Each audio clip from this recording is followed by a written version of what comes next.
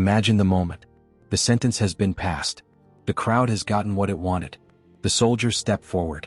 Then they bring out the cross. Rough, heavy, splintered, stained with the blood of countless executions.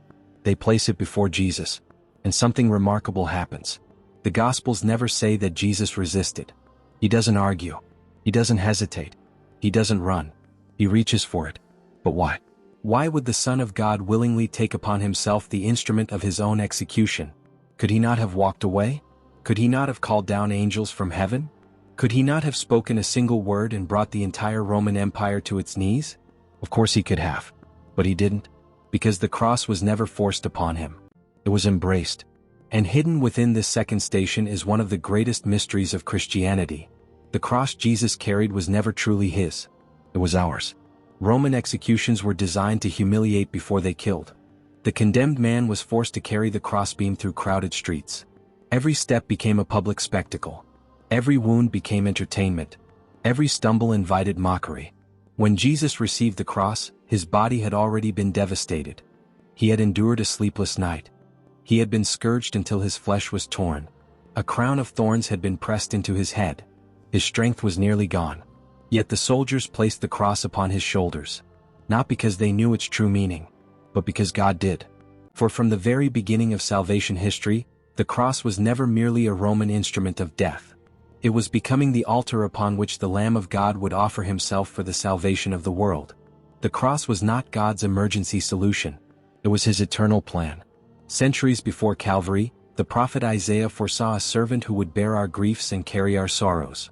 King David described pierced hands and feet long before crucifixion even existed. Even Abraham's journey to Mount Moriah foreshadowed this moment.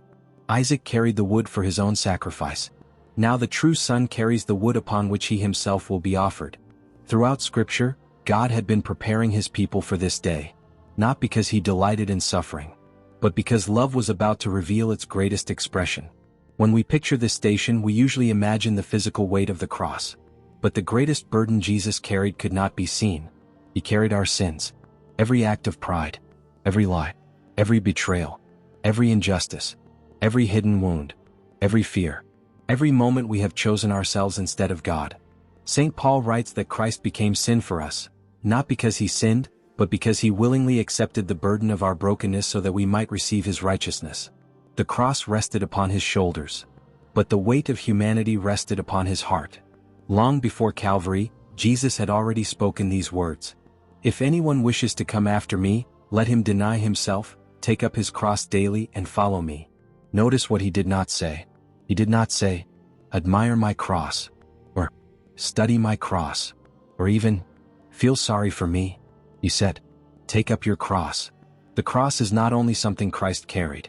It becomes the path of every disciple, not because suffering is good in itself, but because love always costs something. Every parent knows this. Every faithful spouse knows this. Every priest, every religious sister, every saint knows this. Love always carries. Love always sacrifices. Love always gives itself away. If we're honest, most of us spend our lives trying to escape every inconvenience. We pray for easier lives. Jesus teaches us to pray for faithful hearts.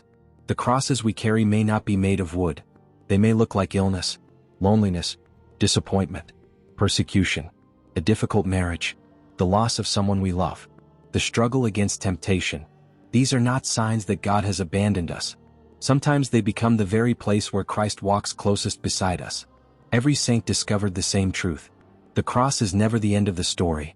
It is the road that leads to resurrection. Here is the lesson hidden within the second station. Everyone carries crosses. Not everyone embraces them. One person carries suffering with bitterness. Another carries it with faith. The outward burden may be identical. The inner journey is completely different. Jesus did not simply carry the cross. He transformed it. What had once been a symbol of shame became the greatest symbol of hope the world has ever known. That transformation continues today. Whenever we unite our sufferings to Christ, our crosses cease to be meaningless. They become places where grace enters the world. Perhaps today you are carrying a cross you never asked for. You may be wondering why God allowed it. You may even be tempted to believe he has forgotten you. Look again at the second station. The Son of God understands the weight upon your shoulders because he first placed the weight of the cross upon his own. He never asks us to walk a road he has not already walked himself. And when your strength begins to fail, remember this: the cross is heavy, but you never carry it alone. Christ walks beside every disciple who chooses to follow him. The second station reminds us that Christianity is not simply believing certain truths.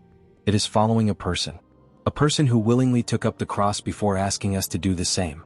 The world tells us to avoid suffering at all costs.